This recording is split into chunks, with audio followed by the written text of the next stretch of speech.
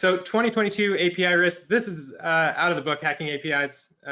Many APIs lack the security controls that other attack vectors have in place, making them the equivalent of the Death Star's thermal exhaust port, a path to doom and destruction for businesses.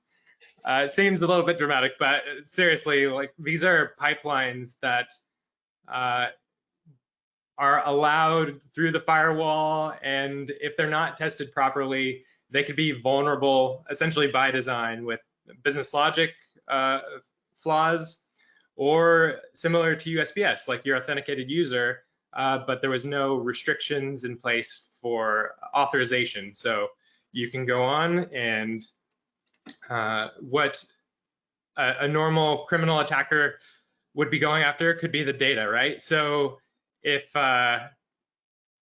normally you'd have to get past the firewalls, you'd have to have exploits at your hands in order to gain access to a single system. Once you have that access to that system, then you could pivot to other systems on the network, hoping to find the database filled with private user data that could be valuable on the dark web. But instead of doing that, you could learn how to use the API, and if the API is not protected, you don't need to do any of that fancy hacking.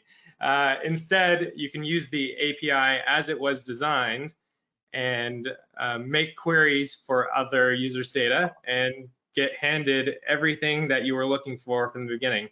And so without proper testing, it's leaving these APIs exposed and just ripe for the picking. And that's where you get, Gartner years ago saying that 2022 is the year that APIs are going to be the leading threat vector.